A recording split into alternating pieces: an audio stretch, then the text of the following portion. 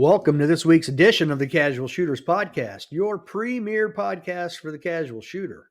And I got to tell you, it's nice to be back after a couple of weeks off due to Prairie Fire Nevada's Beyond the Berm and SHOT Show. It's nice to be back in the seat once again.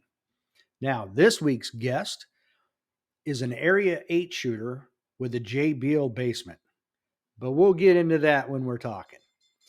We happened to run into each other at the Carolina Classic, and we have been since then, since last summer, we have tried multiple times to get this to work. Sometimes it was on the guest end, sometimes it was on my end, but either way, here we are. And with that, join me in welcoming to the show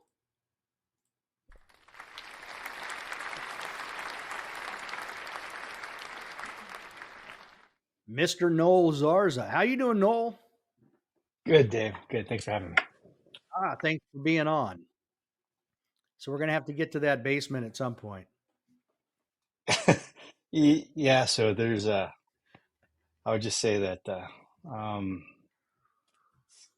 Christmas, you know how you had all the boxes that come out and now you got to pack Yeah. all the stuff back in. So, yeah, it's not much of a dry fire dojo at the moment, but it will be one soon. Okay. I once had a person come over to my house because I still had my Christmas tree up, and they're like, "At this point, you might as well decorate it for 4th of July." So it's all good. Yes, talking about Christmas Oh, tree. So we always leave one up, and there it is right there. It's the, there you the go. bedroom I like Christmas it. tree. So, so yeah. Yeah, we have something that's Christmassy in here. I mean, you kind of have to with a name like mine. But Okay, yeah, yeah. Anybody ever call you Noel? all the time, all the time. And funny story. Well, if you shot a match with me, right? Um, you know how they say your name and you're in the hole, right? And so and Yep. so's on deck and the shooter is, right? So Rob Epifani, my good buddy of mine, he would always crack a joke when they say I'm in the hole, right? So the person saying it would say Noel or Noel in the hole, and then Rob would say Noel in the hole, and then I'm supposed to say that's what she said. So it's just so if you ever squatted with us, then you know where that came from. That's what she And said. then I know what to expect. If I don't hear it, I'll be Yeah. disappointed.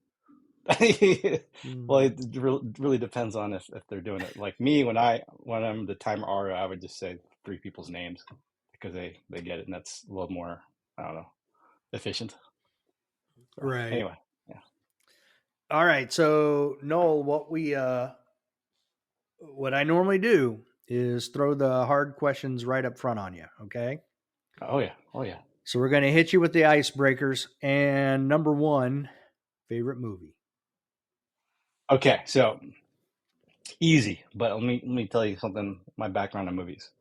So growing up as a kid, my dad would tell me that, hey, if you're watching something dumb, then why are you watching it? So what it boiled down to, the show movie had to have social redeeming value, it had to mean something. It would have to make me better after watching it, right? But I also like to be entertained when I watch my movies, just like watching football. So from an entertainment value perspective, it's got to be the Top Guns, both of them, bar none. Oh, Just okay. yeah, because like I Wow. mean, we could talk about that later on down the road. I did want to be a naval aviator one point in time when I was small, when I wore glasses, but then I wore glasses, so I couldn't go that route. But in terms of social redeeming value, I would have to say it's definitely Schindler's List. Oh, that is a good one. That's a heavy movie, Super heavy. Yep. It would have but very to be good. on there. I want to say I saw that in the theater. Yeah, I want to say I saw that in the theater. Good Yeah, it movie. was it was it was hard to watch. Whether you're at home or in the theater, it was pretty rough. But yeah, it's a good one. Yeah. Yeah, I mean that's unadulterated history right there, and of the most evil kind. So, Definitely. all right, so we can't go to any other questions though. We got to revisit Top Gun. Hold on a second. This place do. So I was in the military when the original Top Gun came out, so I didn't see it in the theater. But I saw it shortly thereafter because I was overseas. So when it came Okay. out. All right. Now, I want to get your thoughts on though because I think it's a classic movie, obviously the original. What are Hmm. your thoughts? If number two is one of the best ones you've seen, give me your thoughts when you saw number two. I loved it just as much, if not slightly more, because it was a younger crowd. You know, I kind of knew more about flying in jets after the fact, right? So you were overseas. Where overseas were you by chance? Okinawa. Were you okay? Great. So you weren't too far away. I was in Subic Bay at the same time, and so I Get actually out of was able to here. watch it. Yes, sure. I wasn't enlisted. I Wait. was a kid still. I was with my All right, dad hold on. watching the All movie right, we got to call timeout. theater. Okay, What time frame were you in Subic Bay? 85 to 89. I was there 3 times from 85 to 87. Yeah, we probably walked right past each other. Probably did. The NEX maybe, or Spanish Gate, or any of the places. Probably did. Good chance. I mean, so I went to George Dewey High, so it's a the DoD school that's there, and great memories, great place. I got a lot of friends I still keep in touch with that went to school there with me. Unfortunately, Pinatubo happened and all that stuff got shut down. But matter Yeah. of fact, my parents are there right now visiting. They're on vacation there. They're hanging out. They toured the whole country pretty much everywhere, and Oh, now they're cool. about to come back in a couple of days. They were there for like 2 months. Yeah, so 85, 89. And that if you were there, you remember the library was next to the movie theater at Subic. I don't know if you ever watched a movie at Subic. I did not, but Or yes. and then across the street was the what do you call it? The ferry that took you over to Grandy Island. If you ever did Grandy Island while you were there for vacation, nice place, nice little island. But so I was watching it in Subic, and I mean, jarheads and squids were all obviously all over the place, and it was packed. I mean, the theater was packed, and in a DoD theater, you stand up and when the national anthem plays, because that's what they do. Um, Yep. and I tell you what, it was quite the epic moment. Like I want to do that, and that was what I was maybe eighth or ninth grade at the time, seventh, eighth, ninth grade. I was junior high, and Okay. yeah. So fast forward, you're talking about Top Gun 2. I actually had a nice stint because as you know, I'm retired Army, but I was blessed to have a role with the Air Force back during 9/11. So it was during my tour in 2000, 2001. And I was their 8th Fighter Wing in Kunsan, Korea. So you have Osan, and south of Osan you have Kunsan, and there's two F-16 squadrons that are down there. And I had a super nice job where I was the Army guy that was the liaison officer for the Air Force Fighter Wing. And believe it or not, one of my tasks was to jump in the backseat of F-16D model, so the two-seater model, and fly and do sorties over Korea. So yeah, I was one of the rare opportunities, and probably one of the few Army officers that had the opportunity to do that. It was good times. Learned a lot. Was very humbled by how awesome it is to be a pilot. They are in shape, let me tell you. Those guys are something, and the gals, because there's several female pilots too that are just amazing people, amazing organization. Air Force, it's like I asked myself, why did I join the Army? These are Air Force guys haven't made. I mean, when they Yes. welcome you, hey, here's your dorm, and I'm like, what about barracks? No, we call them dorms. What do you talk barracks? Yeah. And it's no joke. Right. When you're talking about you done with your sortie and you want to go to the O Club for beer and pizza or steak or whatever, yeah, they do that. That's a thing. That's a thing. Yeah. Yeah, So the yeah, Air it was a Force great, treats their people right. No doubt. very well, Yeah. very well. But they're also, Sorry, I went off on if a you think tangent there. about it, Noel, though, they're also backwards of all the other military. Because if you look at the Army, if you look at the Marines, you look at the Navy, the vast majority that actually fight are the enlisted. That's right. In the Yeah, Air I see what you Force, mean the there. vast majority who do the combat are the officers. That's true. That's true. I'm looking forward to So, that Masters of the Air series are coming out too. I'm really looking forward to that. That oh, sounds I'm not amazing. familiar with that. Yeah. So the same producers that did Banner Brothers and the Pacific. Mm-hmm. They've now doing the Air Force side of things, or the Army Air Corps for World War II. So Oh, okay. That will be good. yeah, it's gonna be very good. Oh, okay. Thanks for the heads up. Now I know. Keep an eye out Yeah, for it. Master, yeah, for sure. I want to say it's Netflix, but I could be wrong. Okay. I mean, it's all good. I'm going to write it down. All right. I have found doing this podcast, people don't read anymore. But you were in the military. So you went on deployment and you were also in at the time when there was no such thing as Kindle and things of the such. So what's your favorite book? Uh, Bible, Okay. yeah, All right. We've had that a couple of times. Good answer. yeah. And if you're talking on, remember the movie thing I had, social redeeming value. Well, on an entertainment perspective, it'd be pretty much anything that's post apocalyptical. That's a hard word to say. So like Mm, Terminator series kind of stuff. Book of Eli. Like there's this one that I'm reading now called Catalyst. It's pretty good. So yeah, I dig Okay. it. There's a piece of sci-fi that that's in that genre that is I don't know, something that digs to your soul, like the next thing to be ready for kind of thing, right? So anyway, we So could go with down your that hole if you answer, want to. But so with your answer being the Bible, I assume you've watched The Chosen. we got into it, never finished it. No, Okay. All right. yeah, yeah. All right. Your post-apocalyptic stuff. I don't know if you're into superheroes. If you are, who is your favorite superhero? If not, who's your favorite historical figure? He's not even historical yet. I guess depending how you put it, that's the easy one. He's a superhero as far as I'm concerned. Brock Purdy, Brock freaking Purdy. You ever heard of him? Nope, never heard of him. That's a lie.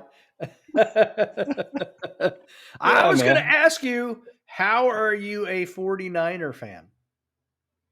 Yeah. So growing up, I grew up in the Bay Area. So my dad was actually in the Army too, and I was born at Fort Ord, which is now a college of some sort. So I had a choice, right? So I went to high school in Vallejo, California. And I had a choice. Well, are you going to be a Raider fan or a Niner fan, right? Because that's if you go and you look at a family photo of mine any Christmas year, there'll be half Raiders fans and the other half will be Niners fans. It's hilarious, and we got a huge family. Anyway, both sides. Anyway, yeah. So I ended up being a Niner fan, and the funny thing is, I actually met um, Jim Plunkett. Remember Jim Plunkett from the Yep, Raiders quarterback of the quarterback? Oakland Raiders beat the Philadelphia Eagles in the Super Bowl. Right. So Yeah, both his parents are blind. I don't know if you knew that. I did So, not know that. oh, that's weird. How that? I have My no idea hand where. gesture. Oh, that's Yeah. hysterical. I unlocked some secret on your on your app.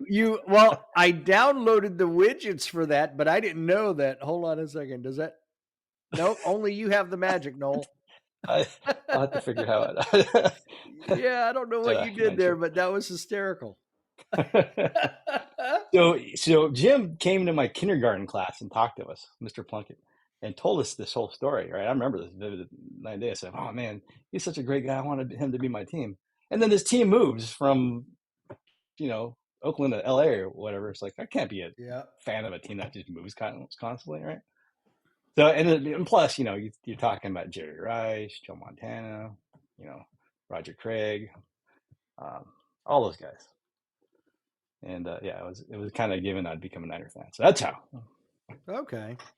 Well, I mean, yeah. I mean, Oakland was just on the other side of the bay, so I get where you could easily split, which team you're going to root for. But yeah, I didn't like when they moved away from LA. I liked it when they moved back. I don't like that they moved to Vegas, but oh well. What are you going to do? Vegas. That's so funny. I Yeah, mean, they're like the Cardinals.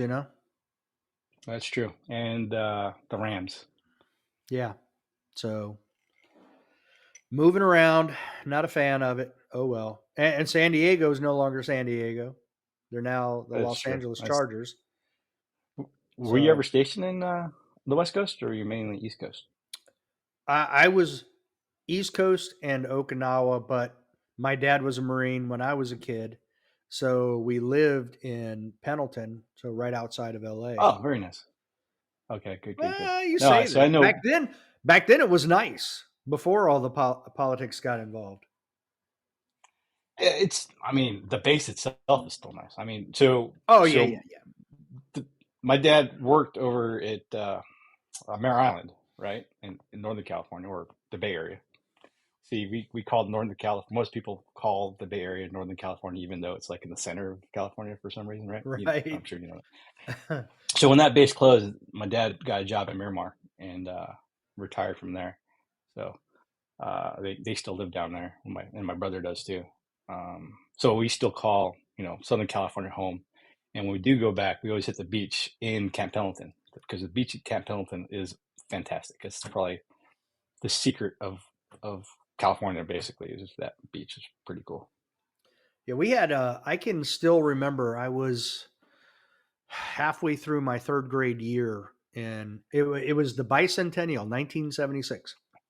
Oh, very We nice. moved to Virginia from Pendleton, and our base housing at Pendleton was like the perfect house to be in because it was at the end of a street and it literally faced due west.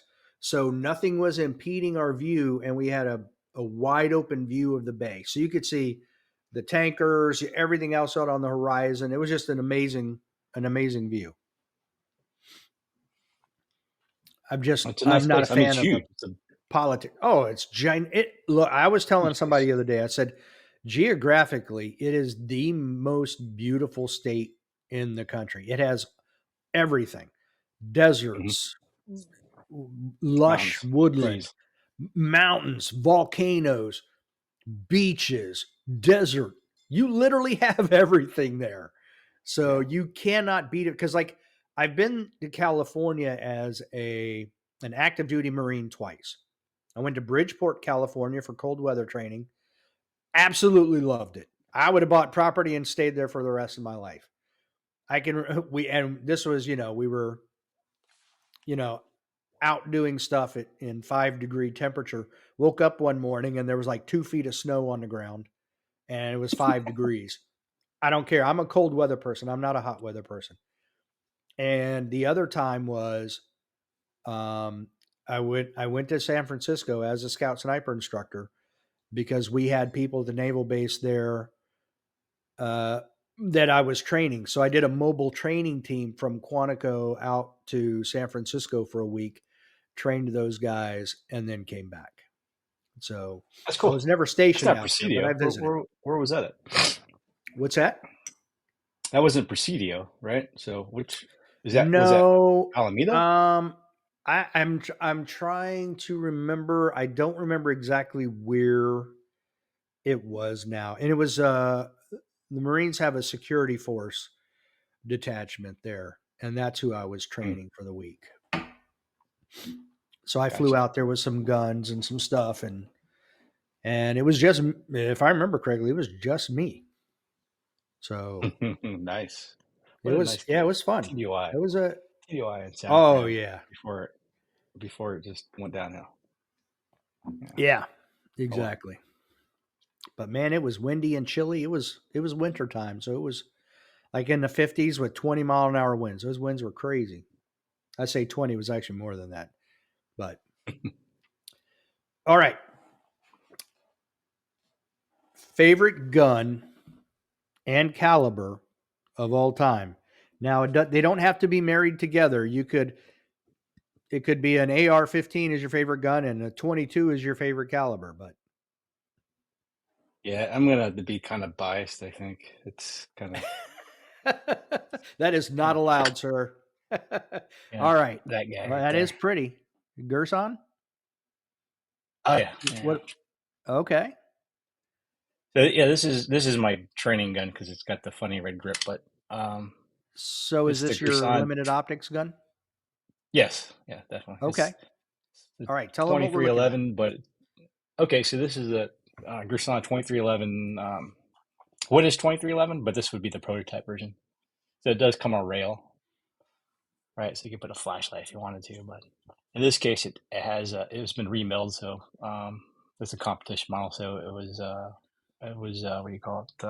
Rewelded and remilled for Hollis on comp dot, and Now, you is know, that a direct mount, yeah. or do you have Well, a no, slot? no, it's not. It's Do got a you have plate. an optic slide? Okay, an optic plate. Yeah. Yeah, it's Okay. a plate. All right. There's a C and H plate is what's on there, a cross plate. Okay. That's a But mighty yeah, good it's a good melt gun. weld. Well, so this was at the time it was the cheapest one out there for made out of brass, and so you'll get to hear a theme where I try to go for the least cost effective item, Me too. the most efficient price. So, who So made that well, I make my magazine? own ammo. It's B and C components. It's from Oh, yeah, I don't know if you can read that. They come in brass. I got all the colors. They come in I brass, like it. black, and silver ish. Yeah, I like it's it. it's huge and it's nice and heavy. It's stout. So when they first came out, so it was who was selling it? Double Alpha Academy.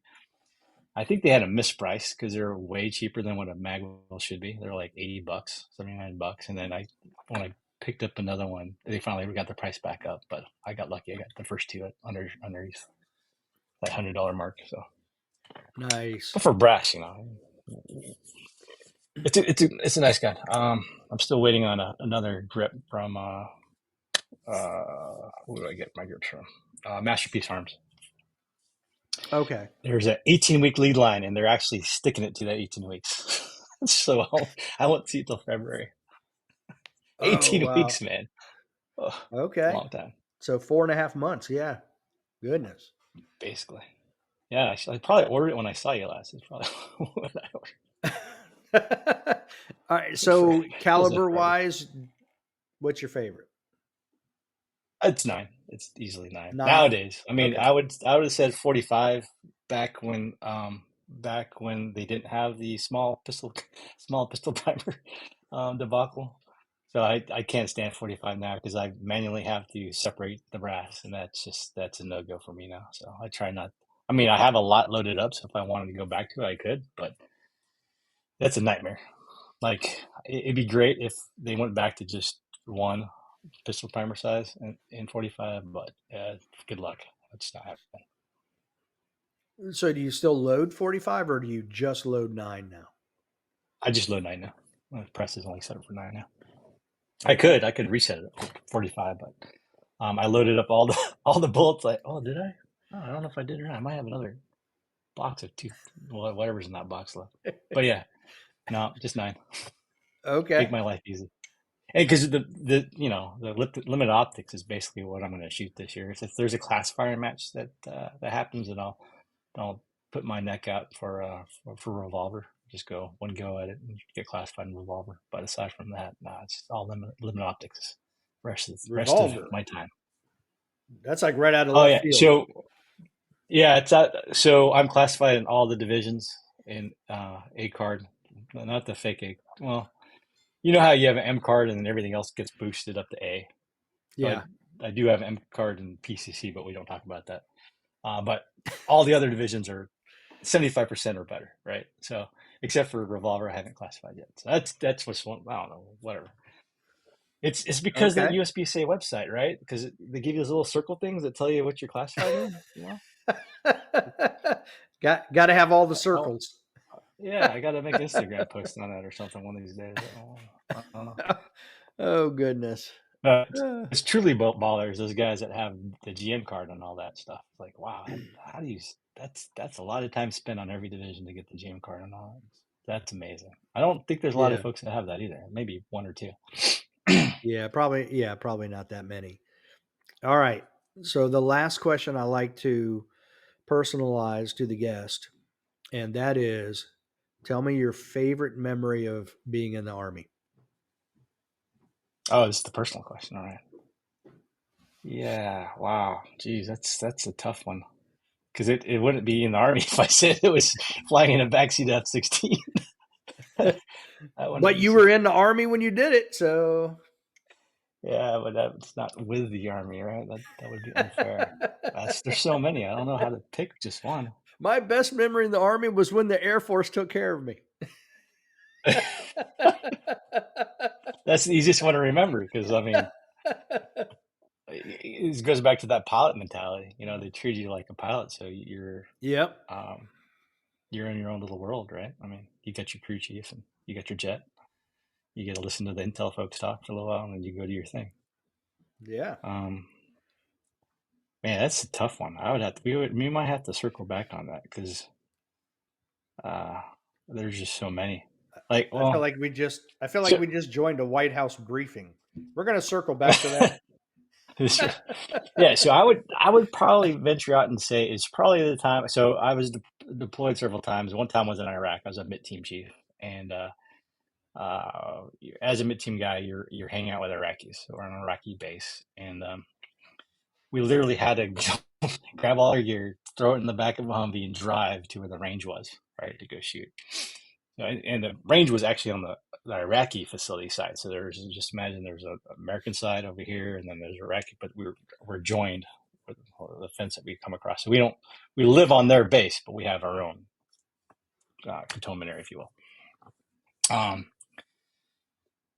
So we would go down there and shoot, and I would set up courses, and I had three was it three or four man PSD that would be with me, and they would be attached to me, but with different units. So a MIT team is kind of like a wannabe soft unit that's wannabe trained in what do you call it, foreign advising techniques and skills and all that kind of stuff. Well, I forget the correct acronym now. It's been a long time. So we're on the range, and the PSD and I would have these many I don't know, competitions set up. And this is before I really knew anything about USPSA. And we throw targets out there, and it was really all long gun stuff at first. And I just have competitions with the 82nd guys that were with me, or the 10th Mountain guys that were with me. We had just a good time, really really fun time. So yeah, any time on a range, I would say is probably when I had the best time. And then when I was my last tour in Afghanistan, on Sundays we would go out to the range, and it'd be fun trying to compete with the soft guys in CG sort of, but they're really good, and it's kind of hard to keep up with them at that point in time. My shooting, anyways. I'm pretty sure I could hold my own nowadays. Anyway, Okay. then I was in 2012. So anytime on a range, I guess there's a lot of other memories that come up, but I don't want to just spend all night talking about those All right. Well, because yeah, they those are get a lot good. of trigger time, so when they're in, they definitely build their skills. Oh yeah, no doubt. Yep. Yeah, it's All fun right. watching. Now, your dad was in the army, so did you? It's different being in the army where you can't have any type of weapons on base for the most part, personal weapons anyway, unless you turn them into the armory or whatever. Um, but I don't know if you growing up, your dad being in the army, if you guys left off base, and did you grow up around weapons or shooting? Not at all. And I'm laughing because I told this story not too long ago. Um, Okay. uh, so no, but to retell that story, I would. So I wasn't the smartest kid growing up, and so I had relatives or a relative that had a BB gun underneath his bed, and my uncle, right?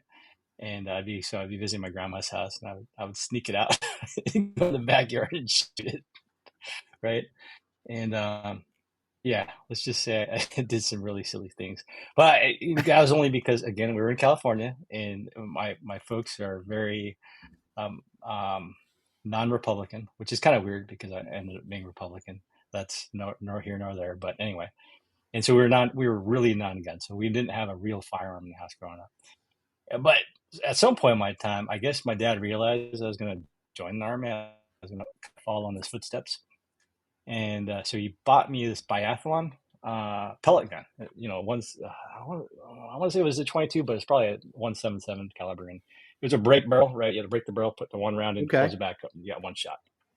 You got these big sights kind of thing, like biathlon sights that took a little bit to used to, but what it came down to was the basics. That trigger pull. When you do that, the gun doesn't move, right? And you just aim at the smallest target that's out there. And um, uh, I laughed because I had a neighbor, and it was quiet, but he could still hear the thing hit, right? And yeah, I'm surprised he never called the cops on me. But anyways, I got pretty good with that particular device and training tool, I would call it, and it it it made me fairly well, or it got me to the point where when I transitioned and finally went to the army, and I was shooting real rifles, it wasn't the same. Obviously, the same thing applies that don't move the gun when you press the trigger, kind of thing. And Yes, it's a lot easier, absolutely. obviously, with a rifle. So shooting rifles now, it's fun, but it's kind of cheating, honestly, because it's a lot easier to shoot a rifle than it is a pistol. So that's why I prefer to use a pistol. I think it depends on the Target context of requirements. what you mean, because I've done a lot of long range stuff, and then you get a lot of external factors that can make it much more difficult to be precise when Yeah. hitting a target.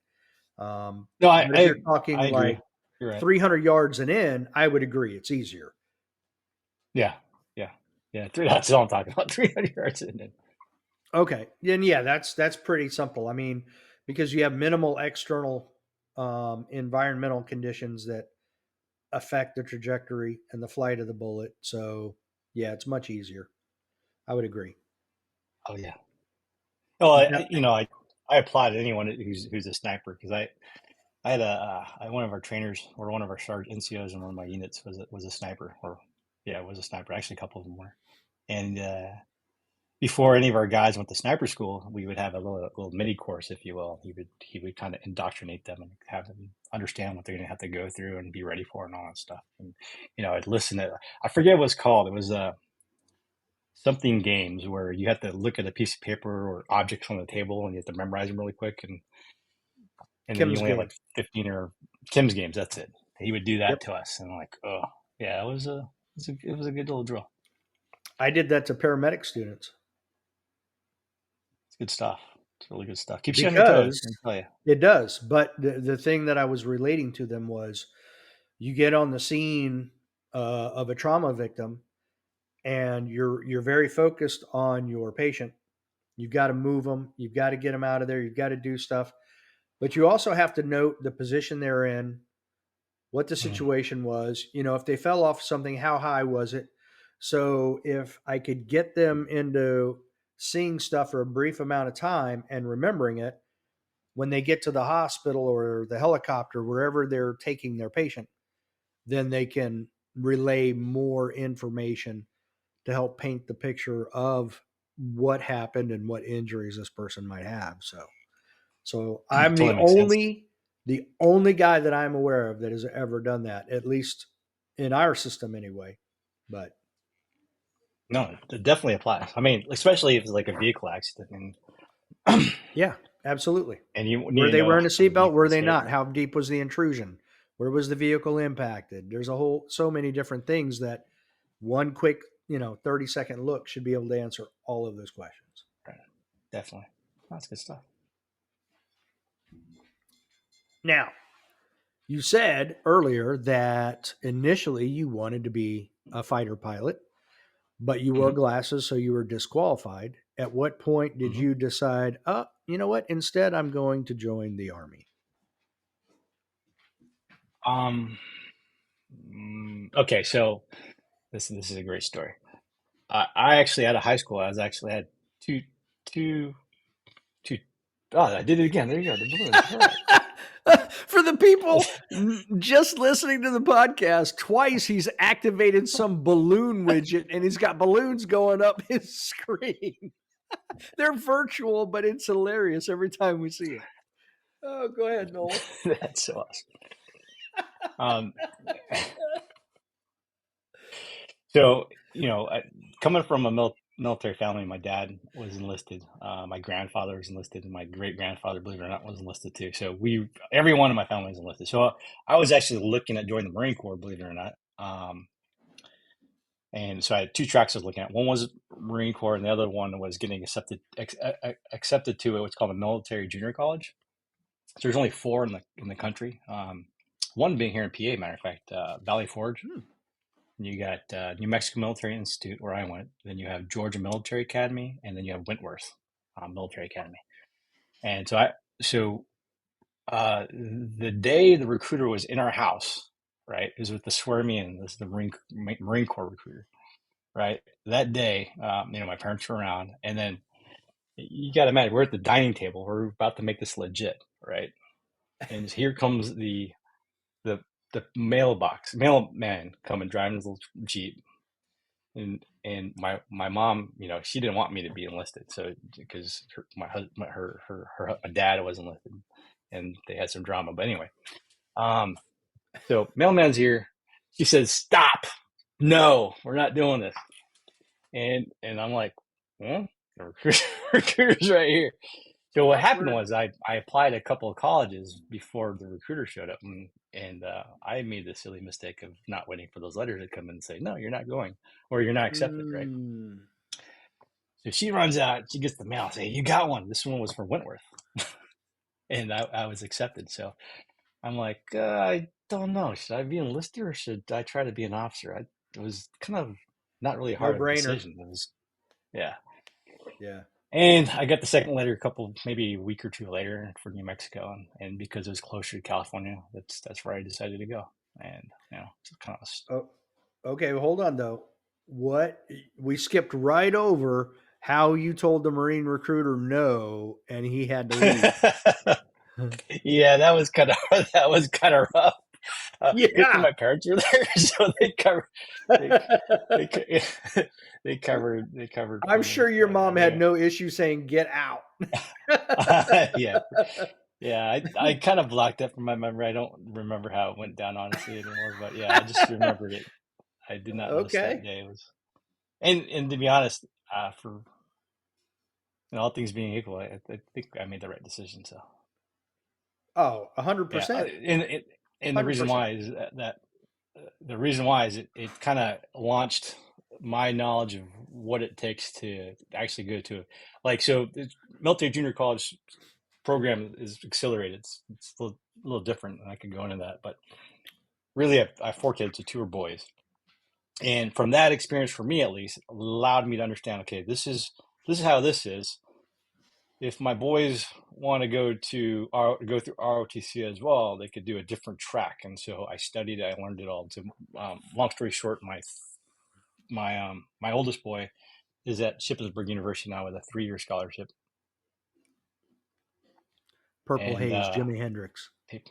it's good stuff. And my younger boy just earned a 4-year scholarship, ROTC scholarship. So he doesn't. Nice. He's probably going to go to VMI. But he's also applied at Oh, Annapolis and West Point, so we'll see if he gets accepted to either okay. of those. VMI is just right down the So road yeah, from me.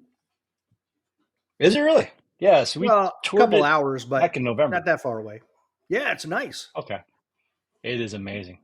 It's. I wish I went there. Honestly, I mean, so my school is modeled. My New Mexico Military Institute is actually modeled off of VMI. A lot of the stuff that we did at what we call NMI was pretty much stolen from VMI. Well, I'd say still borrowed from VMI.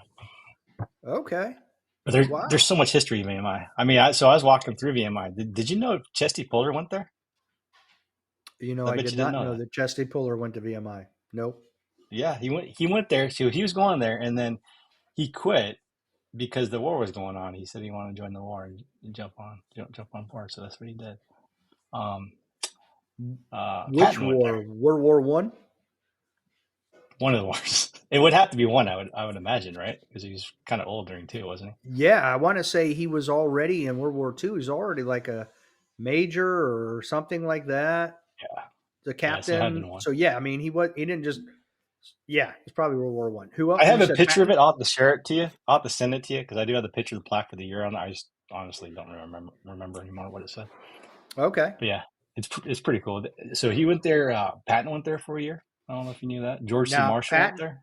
Patton is my favorite Army general, Good dude. He's a very smart person. but my favorite general of all time, and this is definitely not politically correct, but the great Stonewall Jackson taught there. That's my great favorite general of all time. So yeah, By far, that guy good was choice. amazing. Yep. So, Yeah, definitely. I was surprised. You see these photos of these Civil War generals, and you look at them, you think they're like super old, right? You know how old Stonewall was before he died? he, I want to say, hold on a second. He was late 30s to 40 years old. Yep. Yep. You're right. Yeah, 39. there you go. Yeah, because he was early Yeah. 20s when they fought Mexico. So, Right. and it was about 15 years roughly later. So, Young dude. yeah, Yeah, he's got a good story. I mean, we could talk ad nauseum about Jackson for sure. But yeah, we he's got a may end up great. having to do just a military episode, military history. So I'd be down for that. I love it. definitely. All right. Yeah. So I do want to say that I am curious though. You said that a military junior college is accelerated. So, The ROTC program is, to be specific. Yeah. okay. So, are you still doing 4 years? Or are you doing three and a half? I mean, what do you mean by accelerated? So it's 2 years. It's a 2 year college. So you 2 years. go and then correct, and then after your sophomore year, you graduate. So you get an associate's degree from a military junior college, and you graduate and you get you get commissioned as a second lieutenant. But Okay. you'd only be eligible for the National Guard because it's the active army. It requires you to have a 4 year degree to be commissioned. All right. Okay. So how they do that, you have your MS, like in regular ROTC program, you have an MS1 through MS4 year. So your MS1 year you take as a freshman, and MS2 year you take as a sophomore. At a military junior college, your MS1 year and MS2 year, you get credited for that at basic. So you get to go to Fort Knox, Kentucky for basic, what we call basic camp. I don't know how long it is nowadays. It might have been 6 weeks when I went. I don't remember honestly, but you go there and you just get indoctrinated in the army. You understand land nav and BRM, and you even go do the bayonet assault course, which is probably my funnest time at basic camp. That was great. Well, there's your favorite memory. There we go. Oh well, it's because I butt stock to the head, right? Motion you and strike. and then slash them. Yeah, and you slide, but the butt stock to the head, the last target that I was running through the course, the head fell right off. The drill sergeant was freaked out. He's like, "How'd you do that?" It was great. It was very memorable. I wish I had that on video. Nice. Um, uh, yeah, yeah. So so your MS1, MS2 year you take gets taken care of at Fort Knox, and then your MS3 year is your freshman year in college, and then you go. It's called advanced camp. So normally in a regular ROTC program, you don't go to advanced camp until your between your junior and senior year. So you're already competing. So you're as a between freshmen, so you're 18 years old, and you're competing um, for what you would call a 4 or 5, because they grade all the cadets at advanced camp to be like the top cadet, right? And these guys have been doing it for 3 years. We've only really been doing it for a year and a couple months. So yeah, it's accelerated to that extent. You got to be on your game. And then what I learned in regular OTC, they do FTXs only twice a year. They do it in the spring and another one in the fall, or one in the fall and another one in the spring. That's it.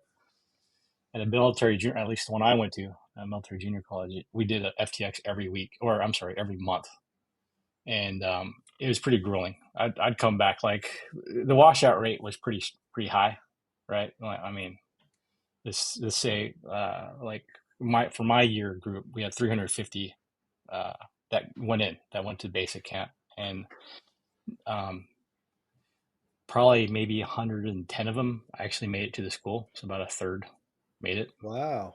after basic camp. So the washout was pretty high. And then we only commissioned about 40 of us from that 310. So yeah, Wow. it, and like I was saying, I remember there's one November where we were coming back from FTX, and my back was just thrashed. I mean, it was destroyed. It was because we were walking all day, and our rucksacks were stupid heavy. And I was a scrawny dude back then. I wasn't as hefty as I am now, but um, I'd come back and I couldn't sleep on my rack because my back. I couldn't even get in my bunk because my back was still messed up. And like I wanted to ring that bell. You know what I mean? I didn't because everyone else was sucking it up. So let's keep going. But yeah, it was good. It was a good time because you're also in ROTC at a military junior college. You're part of Corps of Cadets, right? And so some schools have them, but a lot of ROTC units don't. Like so, obviously VMI has a Corps of Cadets, Citadel has a Corps of Cadets, Texas A&M has one. I think even uh, Virginia, one of the Virginia Tech. colleges, Virginia Tech. Virginia Tech has Corps of Cadets. Yep. And so Yep. that whole thing is, that's, in my opinion, if you're going to go through ROTC, you should have that. But for instance, my son is going to Shippensburg. There's no Corps of Cadets there. There's just ROTC battalion. But that's okay. I mean, Shippensburg still produces some pretty good officers. Definitely. So where did you go to get the other 2 years of school then? So I went to two colleges. One, I went to San Marcos State, which is no. Well, my first one I went to was Hayward State, so up near San Francisco area.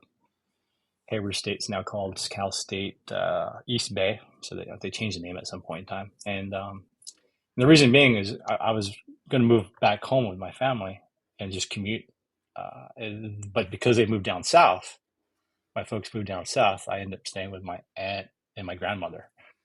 I lived there, and then eventually I transferred down to San Marcos State, which is Cal State San Marcos, which is near Oceanside, which is near Camp Pendleton, and I commuted to that one. And that's actually where I met my wife. So, Oh, and okay. I graduated there in '97. Then we went active duty shortly thereafter. Yeah, Now, how hard was it? I know we haven't even gotten into shooting yet, but that's okay.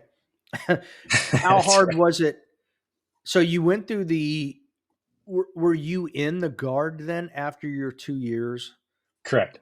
Yep. Okay. So, and when I was at Hayward State, I was actually a military police officer. Actually, when I was in New Mexico, when I was still a cadet, I was in the guard already, and I was with the air defense unit. So I went from air defense artillery to military police up in Hayward, or actually it was Richmond, California.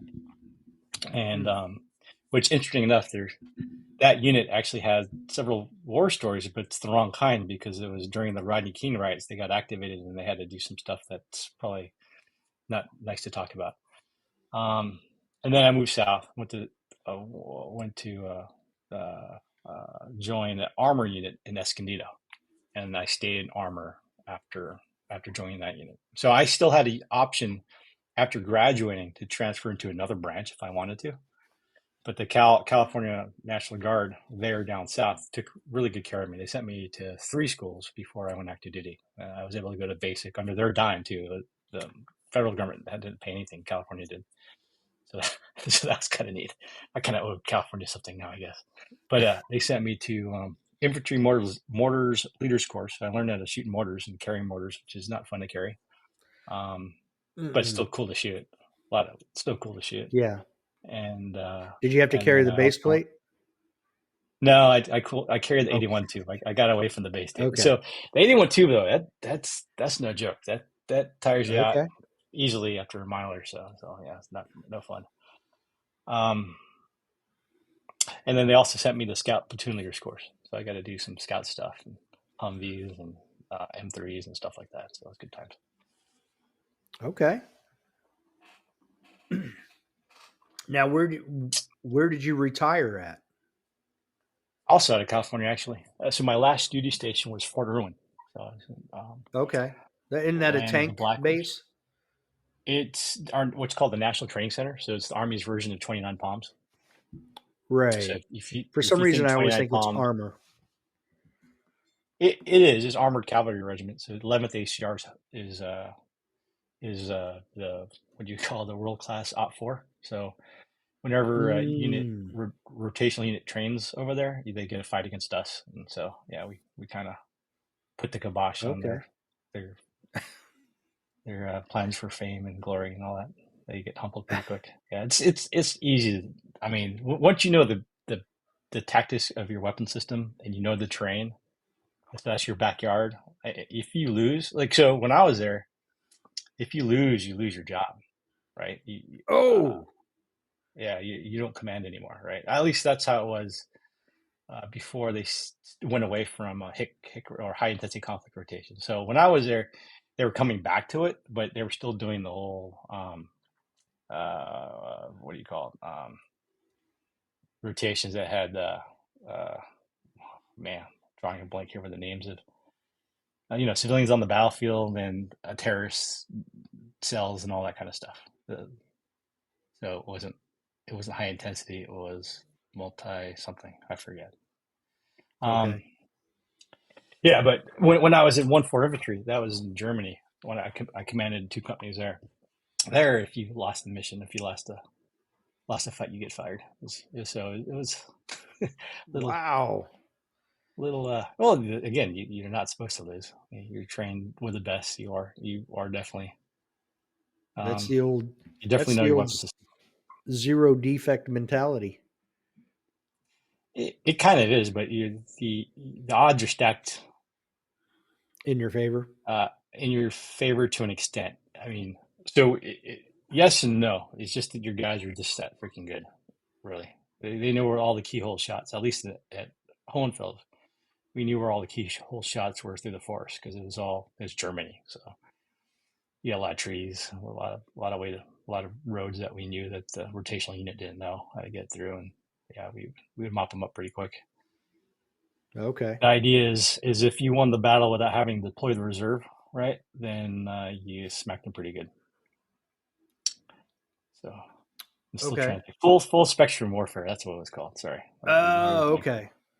All right. Yeah, so you had, but yeah, with high intensity conflict, it's just tank on tank. So you got all what we call BIMPs. Our 113s were BMPs, and then our M68-3s were T-72s. Um, Okay. That's pretty and you close. just and you're just using laser beams. So if you understand the science of lasers and how they work, then you use that advantage. And the rotational unit didn't know. It didn't know what it meant to use that weapon system correct or that training system correctly, and so that's why they would lose. I could go into details, but it's nor here nor there. Right. I wouldn't want to hear it. I wouldn't want any of the R2 listening to this podcast to know the secrets of the Op 4. In closing, you never lost your job, right? No, no, Okay. All right. That's all not at that all. matters. You Yeah, did what you were no, supposed to do. I had no. It's funny is I got to fight my old XO, my old battalion XO. And it was my one company, which I was. See, what was my slant? I think I had like a 4 and 20 versus 2 battalions. So it might have been an 8 and 20 versus 2 battalions. So it would be 8 tanks, 20 BMPs against 2 battalions of a mixed bag of M1s and Bradleys. And yeah, we smoked them. It was good times. It was Oh good my times. gosh, I couldn't imagine losing to a bunch of BMPs. I might commit suicide. Oh well, it's just. Well, I mean, it's the laser system, and my guys are good. And it wasn't really so. There's a rule, right? The rule is don't use your bullet if you don't have to. So the Russians. So we simulated that we were the Russians, and if you know anything about their artillery systems, they're pretty stout. And so we would call for fire, and that's how we would knock out a lot of their stuff before we had to go for something. When we Mm, actually had to use our own laser beams. So yeah, you okay. fight them. And the secret to all Prep the it's no battlefield. secret. Yeah. Yeah, yeah, with artillery definitely. Yeah. But the Absolutely. way you win, the way you win in these battles is I'm not so sure I should share this on this podcast. to the world. You don't have to. We So, can wait till later, and there- you can tell me the secrets when we're not recording. okay. All right. So you retire on the West Coast, but now you live on the East Coast. Correct. So how? Um, All right, so two parts. One, how did you get here, and did you find practical shooting before you got here? okay. Great question. I found practical shooting in Iraq in 2010. So Okay. I was in a like I remember I was in a MIT team, and another a captain on the other MIT team, on the division MIT team, showed up, and as I said, we were at the range shooting a lot with my PSD. He says, "You guys shoot a lot here. You need to take a look at these magazines." So he threw down 4 front sight magazines at me, and I'm like, "What's this?" And at first I'm like, "There's no way that people do this, right?" Because I've never seen it. I mean, internet. I mean, again, what year was this? 2010. Um, Internet's not that.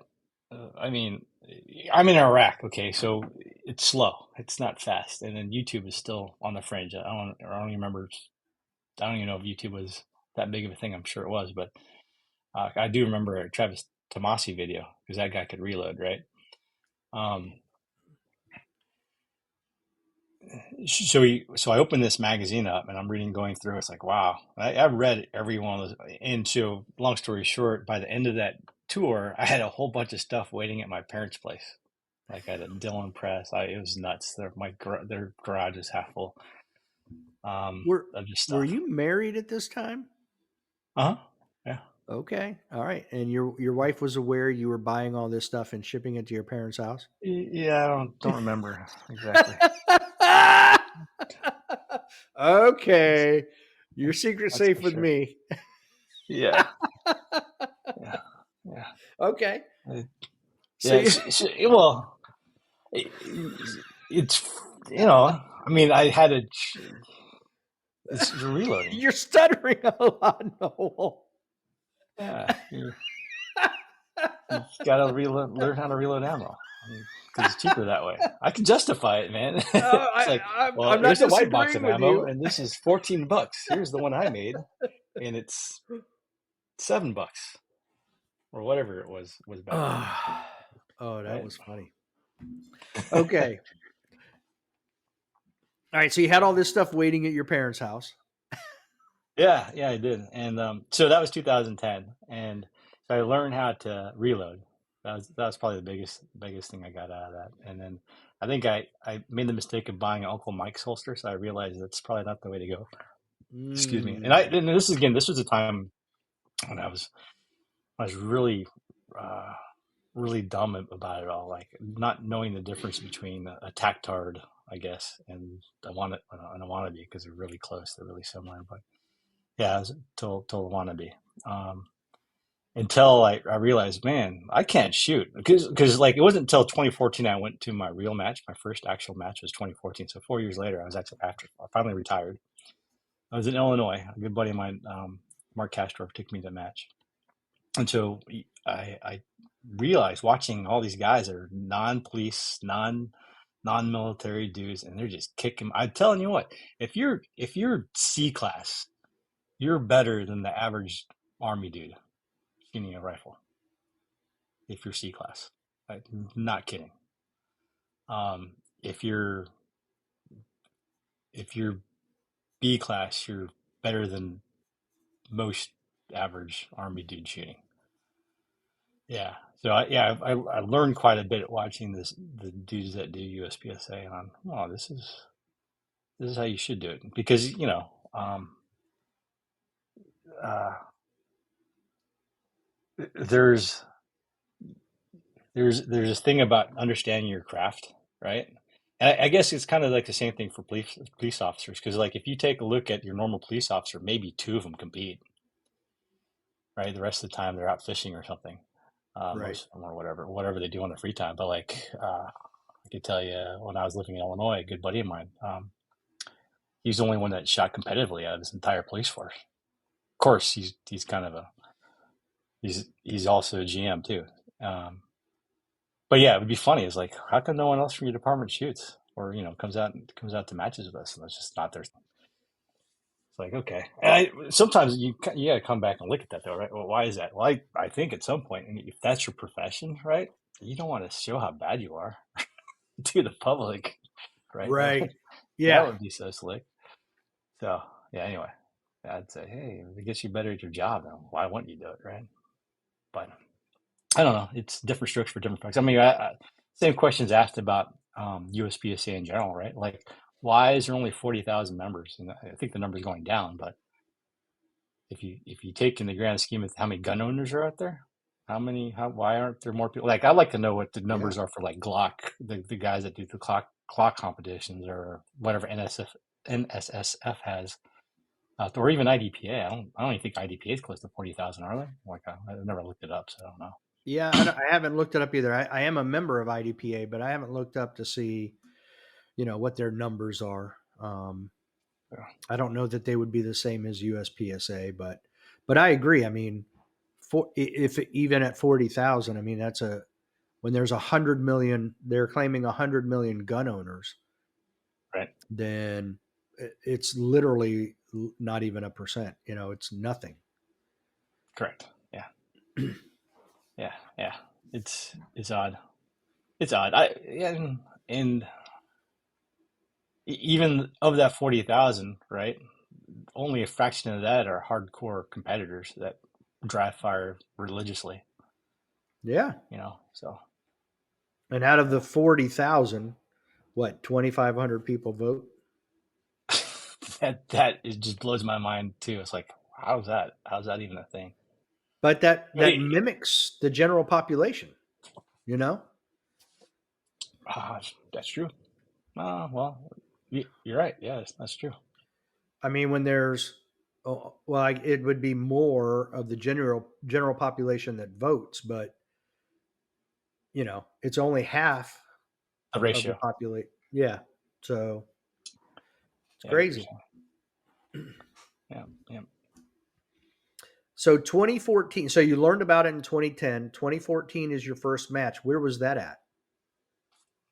Chillicothe, or yeah, Chillicothe, Illinois. That's correct. Yep. Okay, so you wait a minute. When did you retire? In 2013. Okay, So I so you retired had out of moved California, already. and then we moved to Illinois, and I did it for a job. Yeah, so we moved to Ah, okay. Illinois So for a you were job. in Illinois Hmm. and shot your first match. Okay. And did you get the bug the first time you shot it? Oh, no doubt. Almost didn't though. I almost DQ'd that match. Okay. I probably should have DQ'd. So not because of 180 or safety infraction per se, but I took my belt off with the gun on it, and I put it on the table or on the ground or whatever it was. Oh, okay. Yeah, and I didn't know any better. And until my buddy, like the guy who gave me a ride, looked at me, and he gave me that look. I'm like, oh. So I put it back on, and all Real the other quick. guys, yeah, the other guys are like, because I had I was like, I don't know, my something was wrong with my belt or whatever, so I just did something stupid because I was ignorant. I didn't know. I was new. So, it's the funny thing is because the guys stayed quiet about it, it's like I was able to shoot it and go home and tell stories to the wife and say, hey, this is fun. I like this. Okay. And the What? rest is How history per se. was she receptive to that? Yeah, I would say so. Okay, so way before I was shooting, right? Like when I was in the army, I was hardcore, and you probably heard this from a lot of the people you've interviewed. But I was a hardcore paintball dude, right? Paintballer guy, because it was a force on Okay. force thing.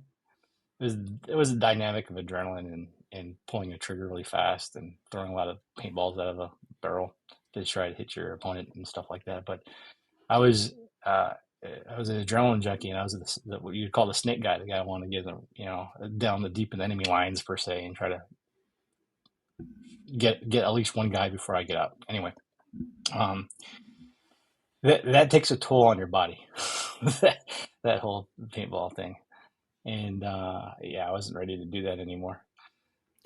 So I had to find the next best hobby. So she was kind of accustomed to being around, me doing events where it involves shooting at things, and so it was a Okay. it was a fairly easy transition. Is uh, but it was also more costly and more it's about the same cost. It was more difficult because now it's just you. It's not a team sport anymore. It's just you shooting. So Right. you got to rely on your own skill set, and there's less luck is involved. Well, yeah, there's way a lot less luck is involved than with Now, paintball. do you think the sport of paintball prepared you for the speed of USPSA or practical shooting? Um, yes and no. I mean, there's just different tactics that are involved with it. I mean, because like for one, you're not getting shot in the back head, right? So Right. like the use of cover is like IDPA, sure you have to use cover, but the use of cover in USPSA is just this is not there. I mean, it's more of a inconvenience really than something that's used for tactics.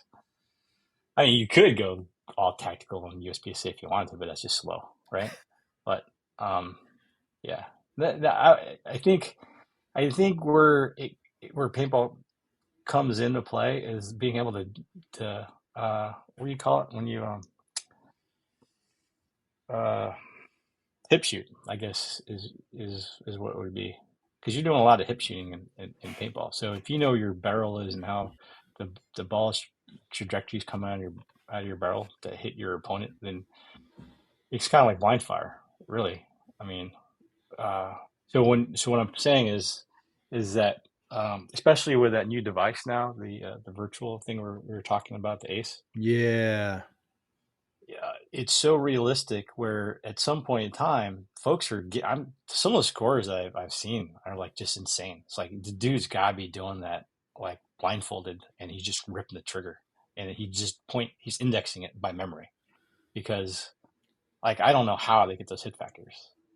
It's just ungodly. Like I'm trying to hit it and I'm going as fast as I freaking can. There's still 6 hit factor higher than I am.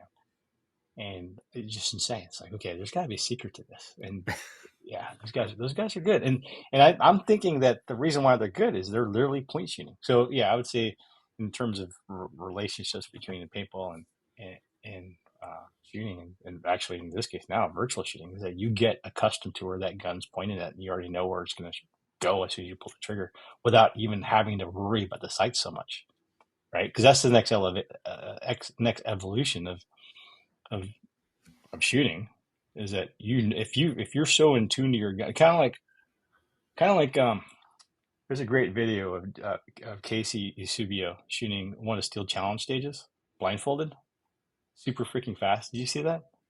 No, I haven't seen So he's that. blindfolded. He draws and he shoots it. It's based on memory, right? Based on Wow. muscle memory, right? And it's just mind-boggling. It's like wow. So and sure it's still challenging, but that's still a skill. That's pretty dang fast. And Yeah. so if you can do that with everything, and you're just doing by point, right? Well, what do you need sights for? Now imagine these guys who are so good with video in Hollywood. They take that snippet of him and then they chop John Wick into it, blindfold John Wick, and in place of the steel targets, you have people. And now you have Casey Eusebio looking like John Wick. Dot, dot, dot, dot, dot. I mean, it's like right out of Hollywood. Definitely. No, it was a But baller video. yeah, but with the reason I was asking about the paintball thing is I feel like the running and gunning and the speed with which paintballers activate that trigger are two things that I came from a slower bullseye precision shooting background, and that's where I've had the issues, is Mm, where I've been wanting to put shot on top of shot right. versus instead of this is my aiming point, this is, you know what I mean? Like I have an aiming area, but I came from the background of no, your aiming area is the very center of the target. So Sure. I feel like had maybe I done paintball before where you are moving, you are shooting, you're having to see stuff rapidly, move quickly, react. I feel like that would Yep. have better prepared me for practical shooting than the bullseye shooting I had done my entire life. Yeah, I think there's a trade-off. Yeah, I think that makes sense. I understand where you're coming from with that. But one thing I would say is that with a paintball gun, you actually get both two fingers to pull the trigger, so the Right. triggers are extended. Yeah. Yeah, and then I think now the rule set you have what's called a ramp mode, and so you pull the triggers at a certain speed, and it hits that ramp mode, and then the balls will only come out that fast based on whatever tournament you're shooting at. Like, So they put a governor on the trigger. correct. Yeah. Yeah. Wow. That's not America. That is not America. True. I Oh guess my they goodness. gotta find some way to make it fair. I Next thing you guess. know, they're going to have guys competing against girls. That was a very politically incorrect statement. Well, But that's funny you anyway. said that. I can't remember if there were any all-girl teams out there back when I was. Yeah. No, I had a mix. I had girls that played on my team, but anyway. All right. So 2014 is your first match. You get hooked. You get into Right. the sport. What were you? Were you in production or limited when you started? So coming out of California, right? You gotta think. All right, if I ever go back, uh, I won't be able to take my high cap guns with me. So high cap was outside. Right. Was not even. I wasn't even considered. So actually, my first gun was an L10. My first division was L10. Okay. Well, I First mean, thing I classified you're in into. Illinois. It's like Eastern California. Now it is. Back then, Yeah, now it is. yeah, yeah, it's definitely Eastern California. Now it's horrible. It's like I can't believe how they let that state go. But whatever. Yeah, it's Sucks. crazy. Well, the good So, news is supposedly the sheriffs won't arrest you. You have your high cap mags on. They'll let you go. Supposedly, as long okay. as you're not near Chicago. Because it was Chicago that made that happen. I mean, Yeah, Chicago runs that Chicago. state. Well, yeah, I mean, it's like any state. I am in Virginia. And if you look at the Commonwealth, there are way more red counties than blue, a lot Oh more. yeah, But the problem is, hmm most of those red counties don't have a high population. right, So, Richmond, Newport News, Williamsburg, Virginia Beach, Fairfax, they're all blue and they have the majority of the population. So, those knuckleheads run the Commonwealth. right. And yes, I said knuckleheads, and I will not retract it. Do not No, do not care. I'm with you. So, I'm with you. um, until next time. Don't be a little bitch. Yeah.